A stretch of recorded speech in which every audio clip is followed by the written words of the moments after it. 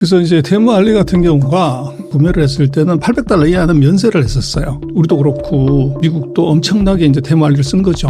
근데 이번에 그걸 막아버린 거죠. 세금을 내야 되는데 그 세금이 지금 액면대로라고 하면 중국에서 오면은 이거 이제 245% 내야 되는 거죠. 그러면 그 저가 메리트가 1도 없어지기 때문에 당연히 타격받습니다. 애들 싸움도 먼저 울면 지는 거고 먼저 코피 나면 지는 거잖아요. 근데 이번 제가 볼 때는 먼저 전화 거는 쪽이 지는 겁니다. 트럼프 대통령이 먼저 10% 때렸을 때 중국이 겁없이 15%를 때리니까 내가 바로 전화하겠다고 그러는데 아직도 전화 안 하고 있거든. 근데 전화를 한다는 것은 내가 더 급하다는 것의 표현이 돼버린다고.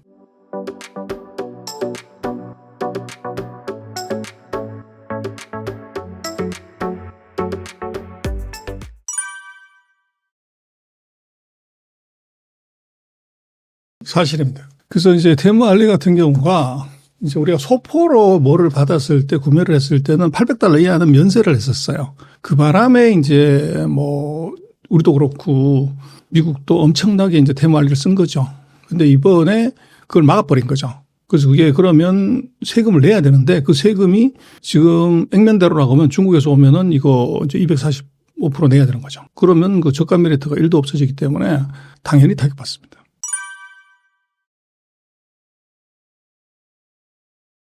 방근입니다. 그래서 아마존도 그 알리바바의 그런 그 구매 플랫폼을 이용을 해서 중국 제품을 사오고 있어요.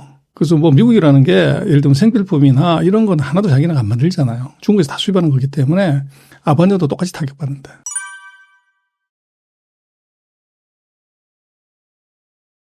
그래서 이제 그게 그 사람들 반발 아직 재고가 있기 때문에 아직은 팔고 있기 때문에 지금 수입한 건 해당 사항이 아니니까 문제가 없는데 재고가 스탁 아웃 되거나 이제 이 관세 효력이 반려되는 시점에 들어오는 건 가격이 확 올라가 버리는 거죠. 그러면 지금 단계에서는 수입업자가 가장 먼저 데모하죠.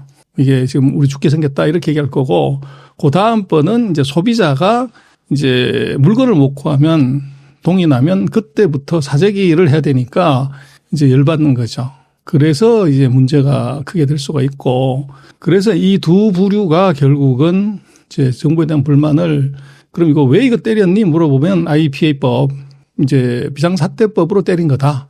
그럼 지금이 뭐 총알이 날아다니냐 뭐 이게 지진이 났냐 이게 과연 비상사태가 맞냐 이거를 이제 법원에다가 판결을 요청할 수가 있죠. 그래서 만약에 법원이 아니다 그러면 지금까지 했던 거 다 무효해야 됩니다.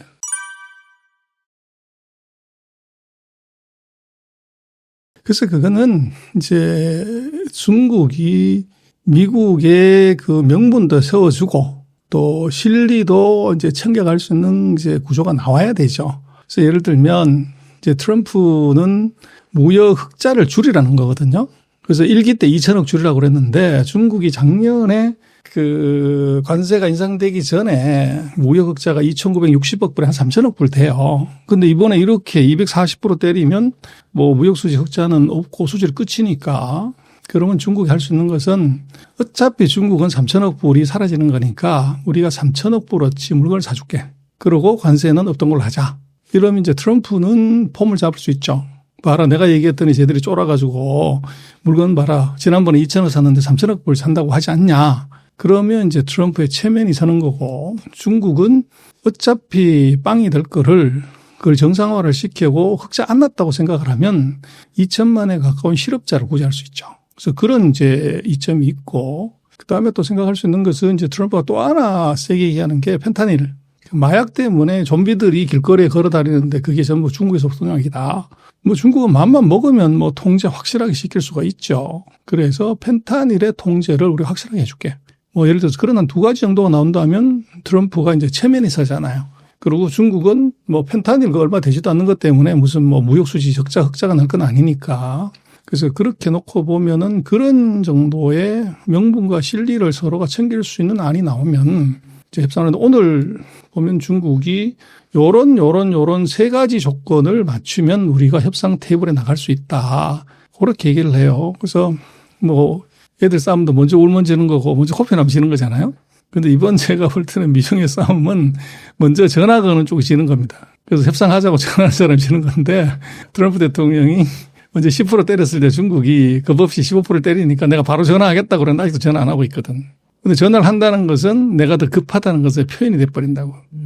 그래서 이제 누가 먼저 전화하냐가 아까 말씀하신 것처럼 이겼냐 졌냐는 거기서 결판 나는 건데 중국이 이번에 먼저 지금 제안을 했어요. 근데 그 제안 내용이 아주 가관인 것이 1번 조건이 그거야. 말 이쁘게 해라. 아니 천하에 미국한테 트럼프 대통령한테 말 공손하게 안 하면 회담 안 나가.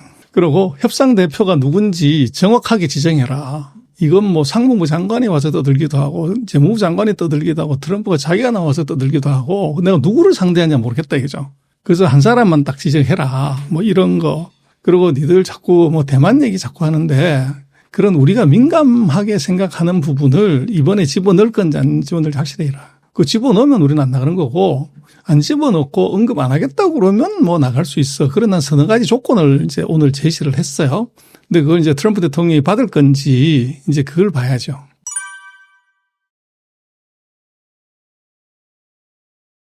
미친 듯이도 인정하죠. 그래서 1분기 GDP가 5.4가 나왔거든요. 그래서 요거는 물론 이제 수출을 좀 땡겨서 한 것도 있지만 뭐 수출 비중이 뭐 GDP의 20%도 안 되기 때문에 그게 견인했다고 볼 수 없어요. 그래서 오히려 중국이 작년 9월 달부터 한 내수경기 부양책, 그다음에 보조금 이게 이제 GDP를 끌어올린 거죠. 그래서 거의 대부분의 나라들이 GDP가 다 떨어지잖아요. 그래서 우리도 지금 1% 뭐 미국은 마이너스 그러는데 중국은 5.4를 이제 갔다는 것은 경기 부양책에 효과가 있었다 이렇게 볼 수 있을 것 같아요.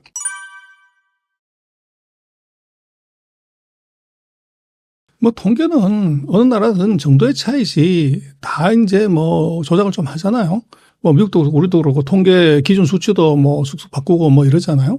그런데 이제 중국 같은 경우는 그거를 이제 추세로 보는 게 중요할 것 같아요.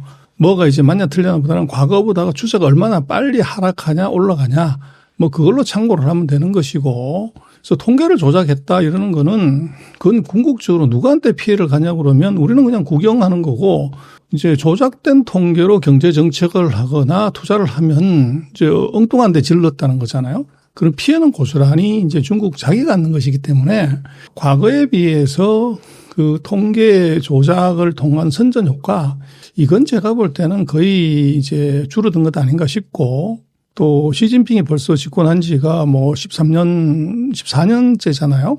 근데 그 사이에는 이미 내가 뭐 숫자를 조작해가지고 그 실적을 만들어서 정권을 유지해야 되겠다. 이럴 가능성 단계는 이미 지난 것 같아요. 그래서 지금 보면 정부 목표하고 실제하고가 초기에는 보면 갭이 커요. 항상 초과 달성했다고 하는데 지금은 거의 일치합니다. 그래서 제가 볼 때는 과거에 비해서는 그 통계 조작이라고 보기에는 이제는 너무 이게 커졌고 정보가 많이 공개된 상태이기 때문에 그렇게 가기는 이제는 어렵고 오히려 그렇게 조작해서 했다고 그러면 그건 3년 뒤에 2년 뒤에 1년 뒤에 중국 자기네가 먼저 당하는 거죠. 그래서 그럴 가능성은 이제는 제가 볼 땐 굉장히 많이 없어진 것 같아요.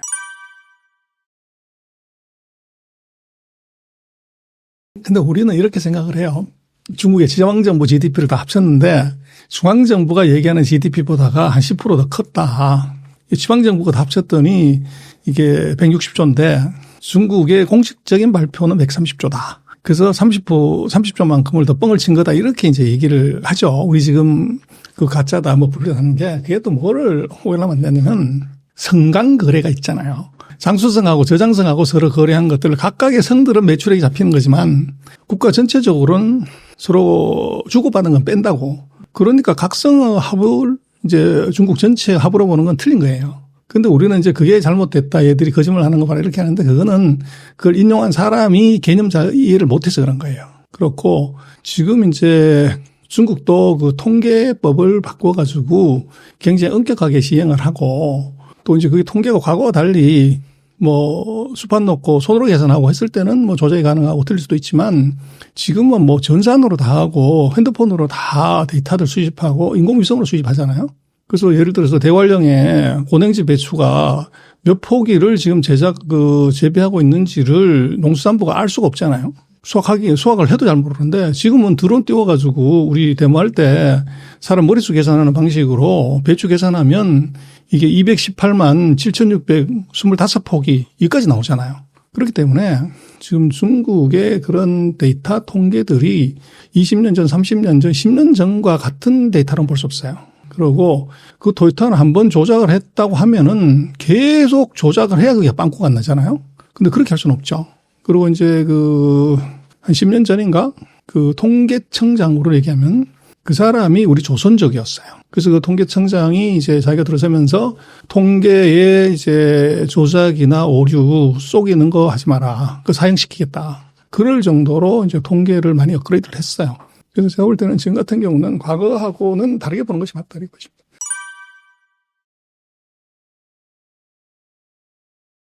그래서 이제 중국이 5% 실업률이 높다 이러는데 다른 나라와 같이 비교해 봐야 돼요. 뭐 유럽이 5%보다 높은 나라 천지인데 뭐. 그래서 중국이니까 우리가 믿기 때문에 제대로 5% 이러는 거고. 그리고 이제 실업은 결국 나라가 구제하는 거죠.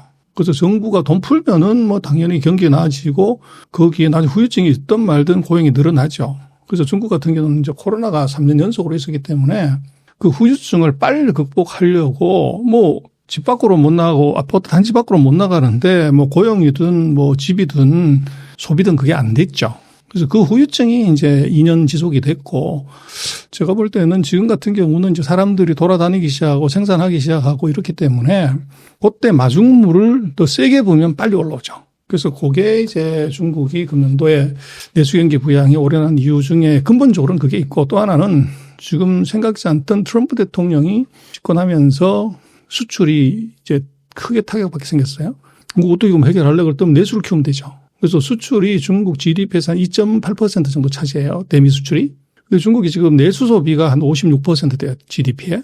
그럼 내수를 5%만 늘리면 2.8이 돼요. 그래서 내수 경기 부양을 금년에 올인하는 겁니다. 그래서 이제 내수에다가 그럼 내수를 어떻게 키우려고 그럴 때 2008년 글로벌 금융위기 때 수준의 재정정책하고 금융정책을 쓰겠다. 그게 금년 양회의 핵심 키워드입니다. 뭐 그런 말이 있잖아요.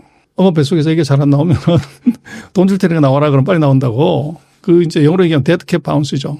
죽은 고양이도 돈 뿌리면 튀어오른다고요.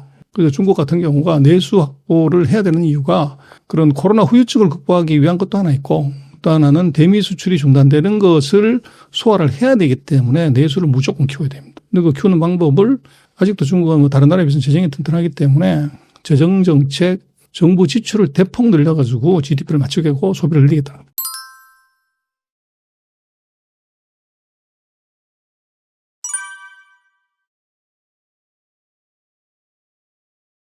트럼프가 이겼냐, 시진핑이 이겼냐, 트럼프 정책이 맞냐, 시진핑이 건 돈이 심판하는 겁니다. 그래서 지금 미국의 주식시장이 보는 것은 트럼프 정책이 틀렸다는 거죠. 그리고 상대적으로 이제 중국이 강하게 가는 것은 중국이 쓰고 있는 전략이 이제 중국 돈의 입장에서는 맞는 길이네? 요렇게 갔다고 볼 수가 하나 있고 또 하나는 이제 미국은 뭐 시장을 정부가 부양하고 이러는 게 어렵잖아요. 근데 중국은 이번에 양회의 때 뭘 얘기를 했냐면 내수 경기 부양을 위해서 부동산하고 주식시장을 반드시 부양하겠다. 요거를 못을 박아놨어요. 그래서 어제 보면 145%를 245% 때렸는데도 오늘 중국 증시는 그러면 그 정도면 주가 폭락해야죠. 근데 오늘 여전히 빨간색으로 다 물들어서 상승이죠. 그래서 그것은 주가가 하락하면 기관들이 들어가서 바치는 거고 또 지금 이제 금년도 경제 계획은 중국은 미국으로부터 수출이 안 되는 걸 가정을 해서 경제 전체적인 목표를 맞춰 놓은 것 같아요. 그래서 뭐 100%를 때리든 50%를 때리든 무덤덤한 거죠.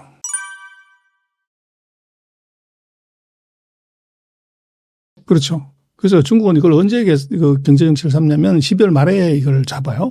근데 11월 22일 날 트럼프가 됐잖아요. 그리고 트럼프가 그 사이에 1년 동안 이제 떠들었던 공약이 다 있잖아요. 공약이 1번이 뭐냐 그러면 중국의 60% 보복관세 때린다는 거잖아요. 근데 60% 때리면 수출은 빵이라는 거거든. 이제 그러면 내년도 계획을 어떻게 잡아야 되니? 수출이 빵이라는 전제하에서 경제 목표를 잡아야 된다.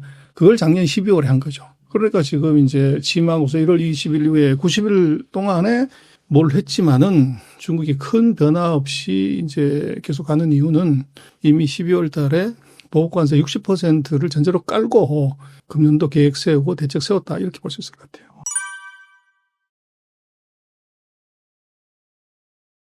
그래서 이제 우리는 미국 주식 투자하면은 이제 절대 안 터지고 항상 먹는다. 오래 갖고 있으면 돼. 그런데 그것도 이제 자를 좀 다르게 그려봐야 되는 게 최근 이제 3년 동안 요때만 간 거지 미국 증시도 마찬가지로 이제 미치에 넣듯이 아래 위로 왔다 갔다 하죠.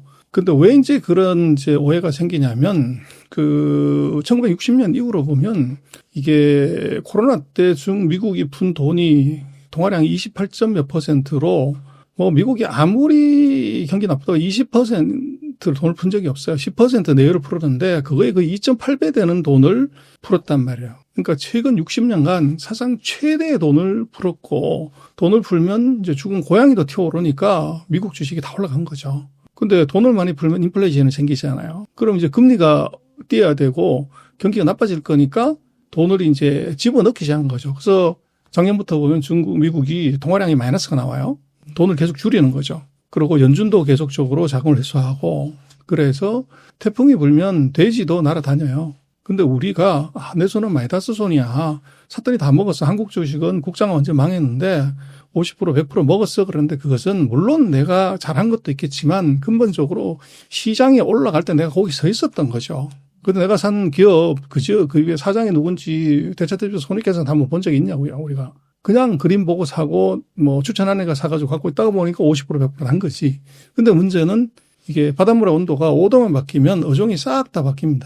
지금 오징어가 동해바다에 저렇게 잡히는데 수온이 10도만 더 올라가면 오징어는 한 마리도 없고 꽁치가 잡히는 거죠. 그때 오징어 체납기 여성 갖고 한 마리도 못 잡는다고. 그래서 우리가 그 미국 시장에 대한 이제 어떻게 보면 조금 무마무마하다시피 한 확신이나 신뢰는 그걸 한번 역사를 한번 돌아보고 얘기를 해야 돼요. 그래서 결국은 뭐 투자라는 것은 미국 주식이기 때문에 불패다 이거는 말이 안 되고 싸면 사는 거고 비싸지면 파는 거죠. 그래서 엔비디아가 테슬라가 애플이 빠지는 이유는 3년 동안 계속 올라갔기 때문에 빠지는 것 하나 있고 두 번째는 유동성이 이게 줄어들기 시작했다는 거예요. 물이 빠지기 시작한 게 있고 거기에 플러스해서 이제 트럼프 대통령이 헛발질 해가지고 이제 애플 같은 경우는 매출액이 재수 없으면 이제 90%가 날아갈 수 있는 리스크가 있다는 거죠. 그래서 그걸 이제 뭐 주식 투자의 신이라고 하는 워런 버핏은 이미 1년 전에 보고서 애플을 계속 줄인 거고 또 애플의 의미는 뭐냐 그러면 결국은 대표 기업을 줄였다는 것은 미국 시장을 파지티브하게 보고 있지 않다는 거잖아요.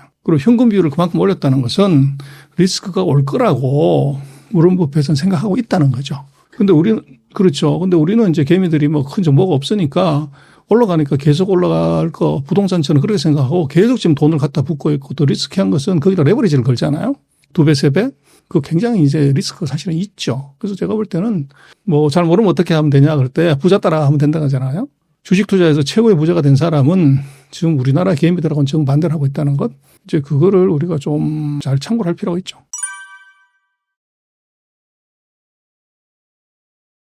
그렇죠. 예를 들어서 우리가 한강에 팔당댐에서 물을 안 열어서 내는 수위가 1m인데 거기다 나무 토막 1m짜리를 얹어놨단 말이에요. 그럼 우리가 볼 때 2m잖아요. 근데 나무는 아무 짓도 안 하고 가만히 있는데 팔당댐에서 방류를 해가지고 물 수위가 1m 더 올라갔어. 그러면 전체가 3m가 되잖아요. 그런데 또 한 번 더 부어가지고 이게 4m가 됐어. 근데 나무는 여전히 1m인데 밑에서 물이 1m, 2m, 3m 올라와가지고 지금 4m가 됐다고. 이게 가격이죠. 근데 문제는 저기서 물 잠그고 밑으로 김포로 물이 빠지니까 이게 밑에 있는 1m가 빠졌다고. 그러면 이게 4m에서 3m가 되는 나무는 아무 짓도 안 하고 있는데. 근데 또 이제 더 빠져갖고 2m가 빠졌다고. 그럼 다시 제자리로 2m로 와버리잖아요. 그게 주가죠. 그래서 지금 상황은 미국의 FRB의 연준의 자산 규모하고 그 통화량을 보면은 뭐 가장 간단하게 답이 나오는데 우리는 그거는 빼고 뭐 이제 이게 AI가 저렇게 커지면은 엔비디아가 무한정할 것 같고 애플이 뭐 아마존이 뭐 구글이 계속 수혜를 볼 거다. 이제 그런 정말로 긴 시각의 이제 이론이나 이런 걸 갖고서 얘기를 하는데 시장은 그렇게 오래 길게 볼 수가 사실은 없죠. 그래서 뭐 장기 투자를 왜 하냐고 그러는데 물려서 투자하는 것이지 뭐 50% 100% 먹었는데 그건 뭐 그러면 먹은 거고 딴 거 사면 되지. 그래서 워런 버핏도 마찬가지잖아요. 뭐 지금은 투자의 신이라고 그러지만 워런 버핏도 코카콜라 사가지고 20몇 년 동안 물려 있었다는 거잖아요. 근데 그게 타이밍 맞아가 뜨니까 20배 올라가서 스타가 된 거지. 그래서 제가 볼 때는 뭐 그런 말이 있지 않습니까? 공부하는 독종이 살아남는다. 그래서 정말로 우리가 미국 투자, 뭐 중국 투자, 해외 투자해서 벌었다가 다 깨졌단 말이에요. 근데 그 안을 들여다보면 내가 거기서 뭘 공부를 했냐. 유튜브 보고 뭐 그 증권회사에서 추천하는 거 보고 그냥 샀지. 내가 산 종목, 펀드, 편입된 종목의 내용을 내가 제대로 공부한 적이 있냐는 거예요. 그래서 월가의 전설이라고 하는 피터 린치가 그런 얘기를 하죠. 언제 어떤 주식을 사야 되냐. 그럴 때 내가 산 주식을 중학교 2학년 중퇴한 아줌마한테 쉽게 설명했을 때 그 아줌마가 좋은 주식이네 그러면 사라. 그런 거죠. 근데 우리가 뭐 엔비디아 그렇게 샀지만 엔비디아의 부채비율이 얼마인지 저거 뭐 셀즈 브레이크다운이 어떻게 되는지 지역별로 얼마를 파는지 뭐 오늘 H20 저거 수출 못하게 한다 중국으로. 근데 H20이 중국에 파는 비중이 전체 매출액 얼마나 되는지 그걸 알아야 뭐 그 방을 하든지 할 거 아니에요? 근데 그런 걸 알고 사실은 투자했냐는 거죠. 근데 그거는 엔비디아의 사이트에 들어가 가지고 이 IR 자료실에 가면 그거 다 있는데 그래서 그렇게 놓고 보면 우리가 아까도 말씀드린 것처럼 태풍이 불어왔을 때 돼지가 날아다니는 장에서 거기에 내가 입구에 서 있었던 거지 내가 시장을 움직이고 내가 찍은 것이 내가 많이 다했을 손이다. 그건 절대 아니에요. 아니 뭐 그런 것 같으면 월스트리트에 아이비리그에서 MBA하고 DBA 한 사람들이 새벽 5시 반부터 나와가지고 밤 12시까지 그렇게 미친 듯이 연구하고 이럴 이유가 있나요? 우리가 여의도에 뭐 엄청난 고학력의 전문가들이 거기서 날밤 새면서 분석하고 연구하잖아요. 돈 쉽게 버는데 그래서 이제 최근 3년간을 놓고 보면 이제 MBA하고 와서 삼성전자 뭐 LG전자를 20년 분석한 애널리스트 보다가 이제 집에서 이 전자제품 사용해 본 아줌마가 수익률이 더 높았다는 거 아니에요? 그게. 그래서 그건 뭐냐면 태풍이 불어오는 시점이었기 때문에 그렇고 물이 빠지게 되면 누가 수영복 벗고 수영했는지를 정확하게 알 수 있는 거죠. 지금 타이밍은 오히려 그런 타이밍이라고 봐야지. 사면 뭐든지 올라가고 기다리면 뭐든지 다 가는 시대다. 이런 거는 그런 건요. 100년에 한 번 있는 일이지. 그게 매년 있는 일이 아닙니다.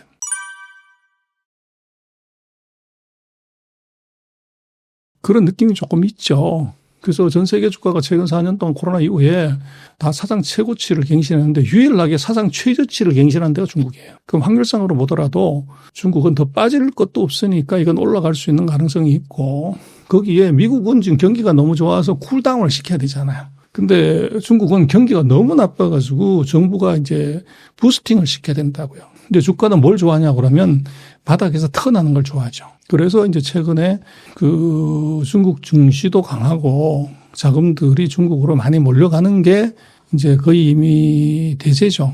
근데 우리는 이제 미국이 워낙 많이 물려 있고 또 뭐 정서상으로도 이제 탈중국 해야 되고 이게 중국은 손대면 안 돼. 이제 이런 쪽에 정서가 강하다 보니까 손이 안 나가고 그리고 최근 4년 동안에 뭐 리서치도 그렇고 중국을 안 봤잖아요, 우리가. 그게 무슨 변화가 있는지를 전혀 모르고 있다고. 그러니까 이제 뭐 미국만 계속 지고 있는 거죠. 근데 지고 있는 포트폴리오는 계속 수익률이 밑으로 꺼지고 그리고 뭐 그게 트럼프 대통령이 한 말씀 하실 때마다 주가가 폭락하니까 이제 있죠. 제가 볼 땐 꺼짐을 또 다시 보자. 그래서 중국도 이제는 들여다볼 때가 됐고 이제는 미국에 투자했던 그 시절에 태풍 불어서 서 있기만 하면 돈을 벌었던 그런 투자는 중국은 아닙니다. 정책을 철저하게 분석을 해야 되고 미중 관계를 같이 봐야 되고 첨단 산업을 어떻게 육성하는지를 보고서 스탁 피킹을 하고 펀드 셀렉션을 해야지 그냥 좋다는 거 사고 들고 있으면은 그건 돈 벌 수 없습니다. 중국은.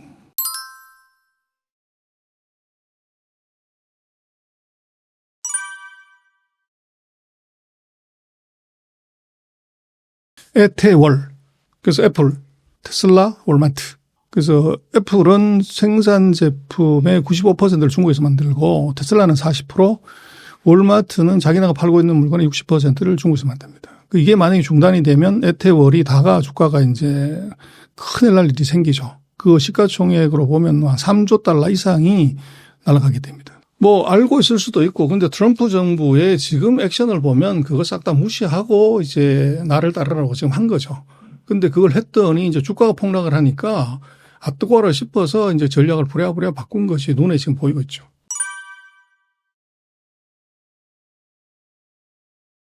그것은요, 우리가 쌀밥만 먹으면 그 비타민이 모자라가지고 이빨 빠지는 그 병이 걸리잖아요. 그래서 산업에 있어서도 산업에 비타민이 있어요. 우리 비타민 암만 만들기 그게 바로 히토리 금속입니다. 모든 첨단 기기를 만드는 데는 반드시 미량의 히토류가 들어가야 돼요. 예를 들면 F-35 전투기, 25 전투기 만드는 데도 한 450kg 정도의 히토류 금속이 들어가야 돼요. 그런데 그거를 중국이 전 세계 시장의 60% 이상을 장악하고 있어요. 이걸 만약에 공급을 중단해버리면 전 세계 첨단 산업 모든 기기에 충격이 크게 가죠.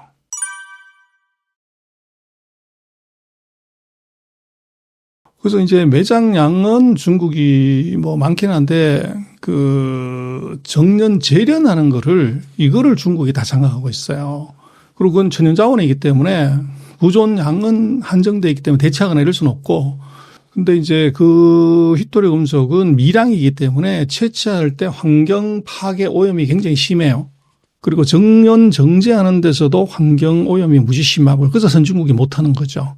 후진국은 기술이 없어서 못하고 선진국은 환경 파괴, 환경 오염 때문에 못하고. 그래서 그럼 중국은 어떻게 그렇게 전 세계 걸 다 하냐 그러면, 중국은 땅 사이즈로 보면 우리나라의 98배예요. 무지 넓잖아요. 그런데 3분의 2가 그냥 못 쓰는 땅입니다. 초원이고 사막이고 뭐 고원이고 이래요. 그럼 뭐 쓰레기 폐기물 환경 뭐 이런 거기다 딱 묻어버리면 되는 거죠. 그래서 그러다 보니까 이런 환경을 이제 오염시키는 그런 산업들이 중국이 시장 장악이 무식합니다. 그 대표적인 게 바로 히토리입니다.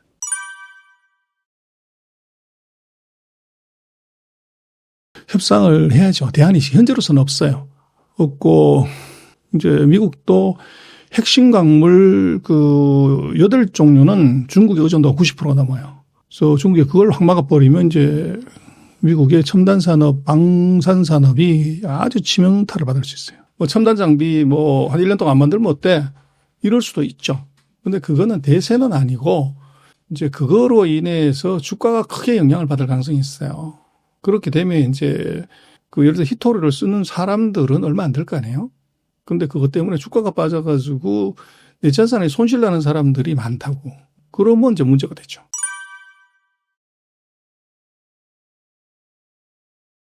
뭐 굉장히 타격이 심하죠. 그래서 145% 관세를 테슬라가 공장이 40%는 중국에서 만들지만 하이엔드 모델은 X 모델, 그 차가 X자로 문 입장이 이렇게 열리는 거, 그다음에 고급형 모델은 S는 그거 미국에서 만들어요.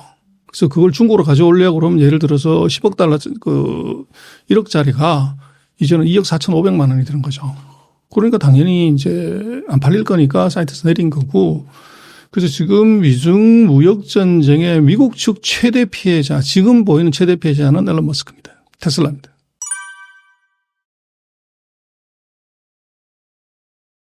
그래서 이제 관세 반대했죠. 이제 상무부가 한 거 미친 짓이다. 그렇게 얘기를 했는데, 그래도 대놓고 트럼프한테 아직 그 얘기를 못하고 있죠.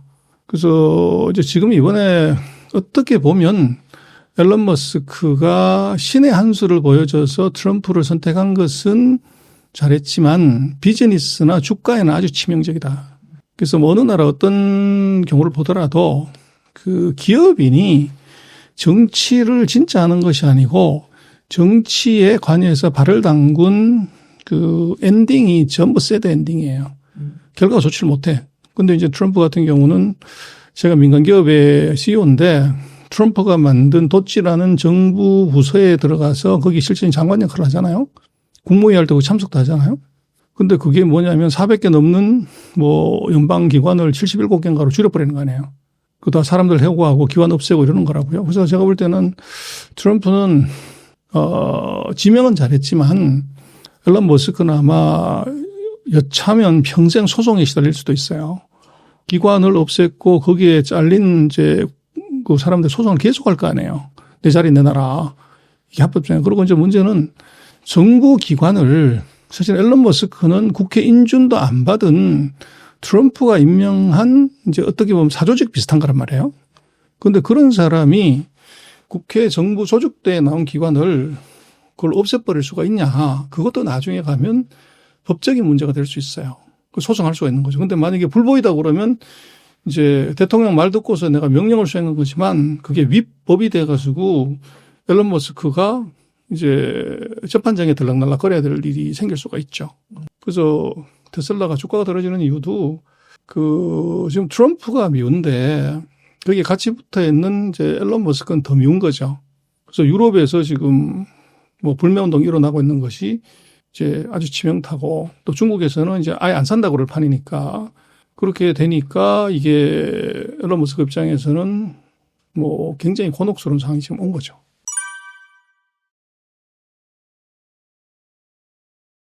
자기 손가락을 자르고 싶지 않겠어요? 그거 내가 여기 발들이는 거 아니었다. 이제 그렇게 하겠죠. 그래서 단기적으로 주가가 올라갔다가 폭락을 지금 하고 있고 그게 이제 끝이면 좋은데 그게 더 길어질 가능성이 있단 말이에요. 그리고 지금 이제 뭐 FSD를 갖고서 승부를 내고 싶고 FSD를 중국에서 해서 승부를 내고 싶었는데 중국 관계가 저렇게 틀어지면 그것도 이제 물 건너가게 되죠. 그렇게 되면 오히려 이제 트럼프하고 손잡은 이제 앞으로 4년이 테슬라한테는 굉장히 암울한 시기가 될 수가 있다고요. 전 세계가 다가 만약에 트럼프가 지금 같은 스탠스를 계속 유지한다고 그러면 전 세계를 적으로 싸워야 되고 그 적으로 싸우게 되면 제일 나쁜 것이 불매운동이잖아요. 애국심에 붙은 불매운동인데 그게 딱 상징적인 기업 하나가 보인다고. 트럼프 미워 죽겠는데 그렇다고 해서 트럼프 월드는 팔 수 없으니까 테슬라를 안 사는 거죠. 그렇게 되면 아주 치명타가 오죠.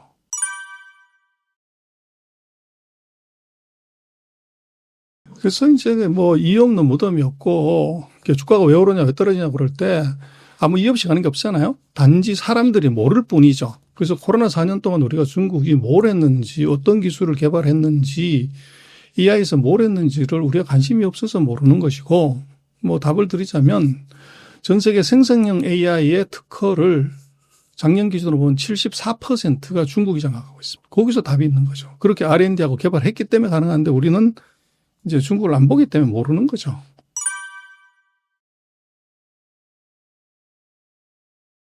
그래서 이제 팩트나 데이터를 안 보고 우리가 요즘 뭐 정치에 굉장히 관심도 많고 거기에 휘말려가잖아요. 안미경중이라고 하는 것은 뭐 지금 이제 탄핵당한 정부의 아젠다였잖아요. 실제적으로는. 그걸 그냥 반복해서 한 거고 아직도 4년 동안 탈중국 해야 되고 안미경이 끊었다고 그러는데 우리 최대 수출국은 여전히 중국이에요.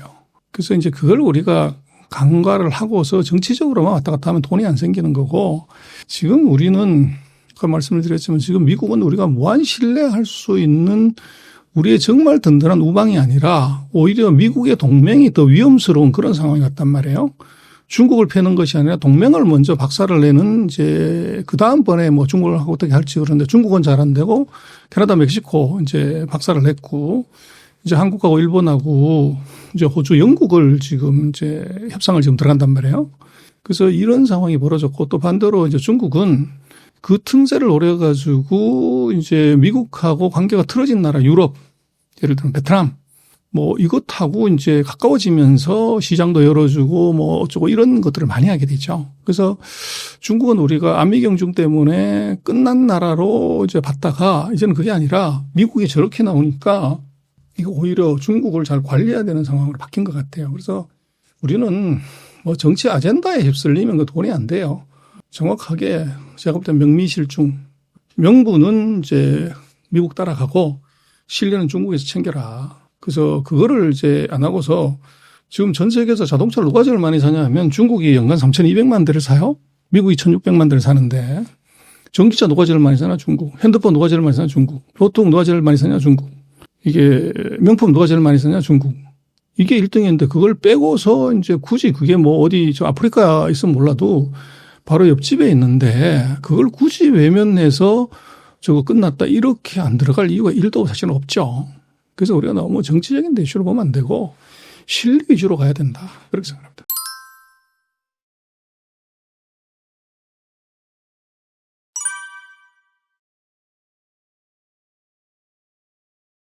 뭐 어떻게 하기보다는 2등으로 그냥 가는 거죠. 그래서 중국이 1등 우리가 2등이고 3등은 일본이긴 한데 뭐 일본이 별 그 존재감이 없어요. 그래서 우리가 뭐 배터리에 대해서 너무 비관적으로 보는 건 좀 그렇고 대신 그 사이에 최근 뭐 1, 2년 동안은 배터리에 대해서 너무 우리가 과대 평가를 했던 것이 문제지 한국 배터리가 치명적으로 뭐 문제가 있거나 이런 건 아니에요.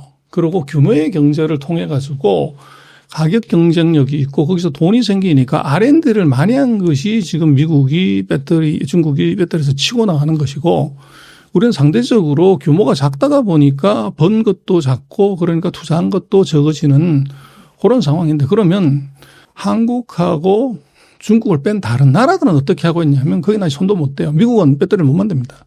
그래서 제가 볼 때는 뭐 배터리에서 그렇다고 해서 우리가 항상 중국을 다 이겨야 된다? 그럴 필요가 없잖아요. 지금 전 세계에서 그 제조업에서 중국이 이기는 나라가 없는데 그래서 우리는 지금은 중국은 지금 보면요. 우리하고 비교했을 때 이게 반도체 하나 빼고, 축구가 있구나. 반도체하고 축구 빼놓고는 중국이 우리보다 못하는 게 없어요. 그래서 뭐 그런 정도 그건 지나간 거고 그걸 우리가 이길 수가 없다고요. 근데 뭐 철강화학 조선기계 여기서 중국이 우리 기술 다 뺏어갖고 뭐 어떡하냐고 그러는데 그거는 일본을 보면 되죠. 우리 철강화학 조선기계 뭐 자동차 반도체 우리 기술이냐고요. 미국 기술이었다가 일본 갔다가 한국 갔다가 지금 중국 간 거잖아요. 30년 전, 20년 전 일본 사람들이 우리 보면 똑같은 느낌이죠. 그렇다고 해서 일본이 망했냐? 뭐 이거 아니란 말이에요. 그래서 이제 일본이 그런 이유는 그 다음 산업을 제대로 안 만들어서 문제가 된 것이고 또 우리도 지금 뭐 매일 중국이 우리 산업 다 뺏어가고 기술 다 훔쳐가다 여기에서만 머무르면 아무것도 안 되고 그럼 그 다음번 산업에서 뭐를 이제 우리가 해가지고 이제 더 잘 나갈래? 이걸 머리 터지게 연구하고 개발해야죠. 근데 우리는 뭐 중국이 망했네. 뭐 이제 우리 기술 훔쳐갔네로 그걸로 뭐 세월 다 보내잖아요. 근데 그건 제가 볼 땐 잘못된 얘기고요. 그리고 생각을 해보면 미국, 일본이 기술을 다 한국한테 넘겼는데 그 사람들이 뭐 철강학, 조선기계, 자동차 기술 넘겼다고 그렇게 애통해 하냐고요. 그 대신 삼성전자가 우리나라 회사입니까? 하이닉스가 우리나라 회사냐고요. 네이버에 검색해 보시면 삼성전자 외국인 지분율 50%, 하이닉스 55% 뭐 이렇잖아요. 그럼 삼성이 죽으라고 이게 40조 내면 20조는 우리나라 돈이 아니에요. 그래서 그건 뭐냐면 산업의 경험을 갖고 돈을 먹는 거죠. 그래서 중국을 우리가 제조업 넘겼다고 얘기를 하고 제조업의 기술을 뭐 우리가 왜 뺏겼냐 그러는데 그거는 미국이 일본 보면 그 느낌이 들고 일본의 한국 보면 그 느낌이 들어요.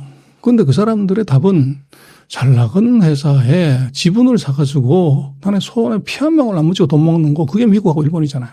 그래서 우리도 이제 그런 전략으로 가면 되고 그 대신 그런 산업에는 새로운 산업에서 이제 돈을 버는 걸 만들어야죠. 그건 안 만들고서 뭐 이제 기술 타령하고 이게 뭐 경제 위기 자꾸 타령하는 것은 그건 넌센스입니다.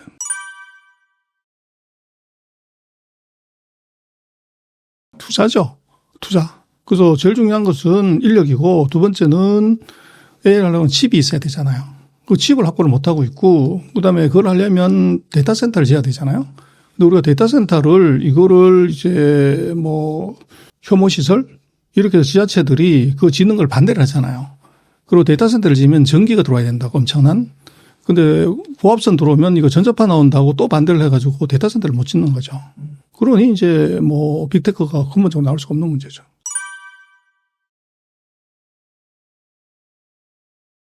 그래서 저는 별 가능성이 없다고 보는데 이제 2026년에 한다, 2027년에 한다, 2030년에 한다 시나리오가 많아요. 그 시나리오는 전부 미국에서 나온 것이지 중국이 언제 하겠다는 얘기를 한 적이 없어요. 그리고 지금 만약에 중국이 대만을 침공했을 때 이거는 미국하고 싸우는 거예요. 그 미국하고 대만 사이에 뭐가 있냐면 대만관계법이라는 법을 그 수교하면서 1970몇 년인가요? 79년인가 하면서 그 법을 하나 만들었는데 그게 뭐라고 돼 있냐면 중국 본토가 무력으로 대만을 침략을 했을 때 미국은 이걸 원상으로 돌리는 노력을 한다 이렇게 돼 있어요. 아주 완곡하게 무슨 소린가 좀 정확하게 얘기를 하자면 자동 개입 조항이에요. 얘들이 침공하는 순간에 미군이 바로 들어오는 겁니다. 그러면 중국은 대만을 침공하는 게 아니라 미국을 침공하는 것 같아요. 미국하고 붙어야 돼. 그런데 어떤 지표로 보더라도 지금 군사력으로는 붙었다 그러면 뭐 중국은 바로 폭망이죠. 근데 그런 거를 이제 중국이 할 거냐, 제가 그런 사람 없고, 그 다음에 지금 전쟁은 뭐 이게 한 달 걸리네, 뭐 일주일 걸리네 시나리오가 계속 나오지만 제가 볼 때는 230만 명의 인민해방군들이 다 날아가가지고 대만 이제 점령하면 순식간에 하겠죠. 근데 제가 볼 때 230만이 다 한 명도 안 갈 거라고 봐요. 뭐가 가냐? AI가 가는 거죠. AI 드론 230만 대를 날려서 정확하게 정말 TSMC 화장실부터 식당까지 다 정확하게 폭격할 수 있어요. 지금 시대는 이제 그렇게 가는 거기 때문에 지금 중국의 대만 폭격 뭐 전쟁설은 미국이 이제 그런 소리를 왜 자꾸 하냐면 첫 번째는 우리도 예를 들어서 독도 문제나 위안부 문제 꺼내면 우리 절대 못 참잖아요. 이제 그런 쪽으로 일단 봐야 되고 두 번째 이제 미국은 그렇게 함으로 해서 이득을 얻는 게 있어요. 무기를 팔아먹는 거죠. 대만한테. 그래서 너 위험하잖아. 그래서 전투기도 팔고 뭐 미사일도 팔고 그걸 바이든 정부까지 890억 불어치인가 팔았어요. 그런데 이번에 라이칭더가 트럼프 되고서 우리가 150억 불어치를 사줄게. 뭐 어떻게 보면 최근 30년간 샀던 것에 한 6분의 1 되는 거를 한 방에 우리 사줄게 그랬다고요. 무기 팔아먹는 무기 장사죠. 그래서 제가 볼 때는 만약에 TSMC가 폭파된다. 전쟁으로. 그렇게 되면 미국도 4차 산업혁명이 물 건너가게 돼요. AI 칩을 못 가기 때문에. 그러면 미국하고 중국하고 같은 수준이 돼버리는 거죠. 그럼 이제 뭘 해야 되냐. 집 팔아가지고 삼성전자를 사야죠. TSMC하고 같은 기술을 가진 것이 우리 삼성인데 삼성이 그럼 대박 나게 되죠. 그러나 제가 볼 때는 대만에서의 전쟁은 바로 한국전으로 바로 이어진다.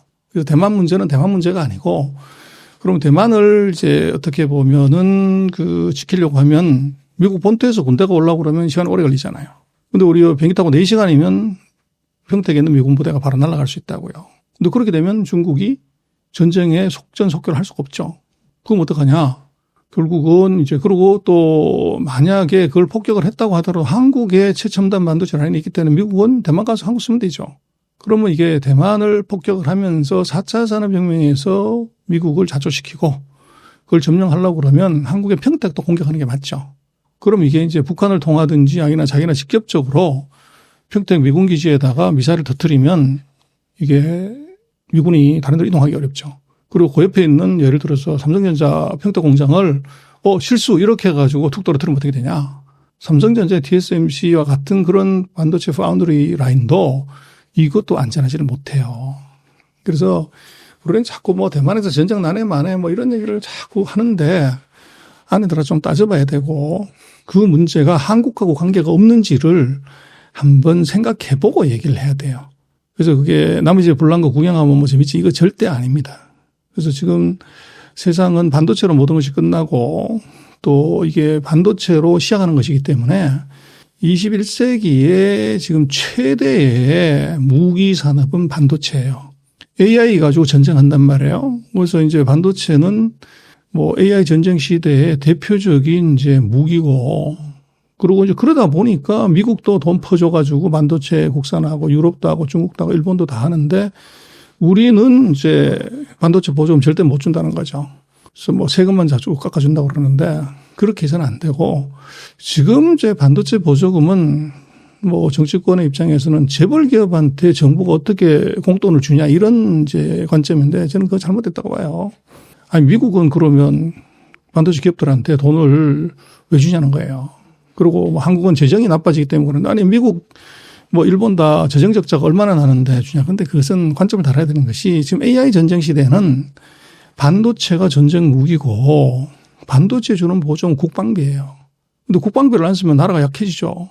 그래서 지금 반도체에 대한 보조금은 제가 볼 때는 여야 가릴 것 없이 합의 봐서 최대한으로 줘야 됩니다. 근데 지금 반도체는 우리나라가 재벌 기업이 돈 버는 문제가 아니고 우리가 만약에 반도체 수명이 다하는 순간에 기술이 떨어지는 순간에 이게 우리나라의 대미 외교, 대중 외교는 같이 끝나요. 한국을 이걸 대우해야 될 특별한 이유가 없어집니다. 그래서 제가 볼 때는 반도체는 저것은 국가 핵심 방산업다 이렇게 봐야 되고 그걸 제대로 키우는 것 그건 국방비고 그래서 보조금은 다른 나라보다 훨씬 더 파격적으로 줘서 지금 우리가 잘하고 있는 HBM에서 메모리에서 기술 경쟁력이 뒤에 따라오는 나라들보다 한 4단계 이상의 격차를 계속 유지해 이런 그대로 초격차를 유지하게끔 유지를 해줘야 되고 또 전 세계에서 유일하게 파운드리를 대만 말고 대만 빼고 나면은 이제 가장 잘하는 나라가 있는데 기업이 있는데 그걸 돈을 안 줘가지고 이제 경쟁력이 떨어지게 한다는 것은 이거는 굴러 들어오는 호박을 발로 밟아 깨는 거죠. 그래서 제가 볼 때는 그런 것을 하려면은 사회하고 이제 정치하고 이제 기업이 합의를 사실은 봐야 됩니다. 그런데 그 합의는 이 지금 시대가 그냥 보통이 지난 AI 전쟁 시대고 미중의 전쟁 시대인데 거기 핵심에 반도체가 들어있고 그 반도체 중에서 반드시 메모리는 한국에 들어가야 된다는 거예요. 그런데 거기서 경쟁력이 떨어지면 어떻게 되냐? 우리는 개털되는 거죠. 그래서 이게 범터를 개털로 만들래? 아니면 정말로 범터를 이제 더 세게 강하게 만들려는 우리 선택입니다.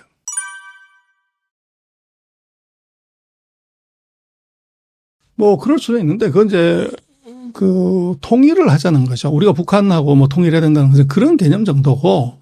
근데 만약에 그게 없다고 하면 통일에 사실 의미가 없어요. 인구 2,500만 되는 조그만 도시 뭐 섬, 그거 하나 있으나 없으나 중국에 대해서는 영향을 미치지 않아요. 그런데 왜 통일을 해야 되냐 그러면 이게 세계에서 두 번째로 큰 나라가 아직도 통일을 못했다.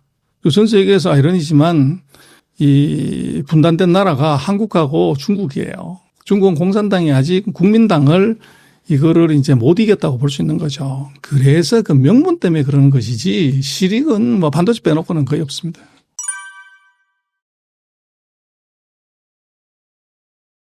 예, 뭐 중국은 지금 우리가 알던 중국이 아닙니다. 그리고 4년 동안 주가가 하락한 상황에서 미중 전쟁이 다시 이제 발화가 됐고 거기에서 뭐 새로운 기회가 있는 것 같아요. 그래서 꺼진 불도 다시 보고 또 싼 것이 최고의 투자입니다. 그래서 전평가된 것은 뭐 미국이든 한국이든 중국이든 그건 언제든지 이제 갈 수 있는데 상대적으로 놓고 보면 미국, 일본, 한국 뭐 이렇게 놓고 보면 지금 상대적인 투자 매력도는 중국이 훨씬 높은 것 같은데 문제는 그것을 투자를 하려면 두려움을 없애야 되거든요. 그 두려움은 공부입니다. 중국을 공부하지 않고 중국에 투자한다는 것은 그거는 삼가해야 됩니다. 근데 지금 상태로 보면 이제 충분한 투자 매력도도 있고 또 투자의 찬스가 온 것 같아요. 그래서 뭐 기회라는 건 항상 있는 것이 아니고 기회가 왔을 때 잡는 것은 이제 공부한 사람, 준비된 사람, 용기 있는 사람은 잡죠. 그래서 뭐 같이 한번 공부해 보시고 또 연구를 해보면 좋은 답이 있지 않을까 생각합니다.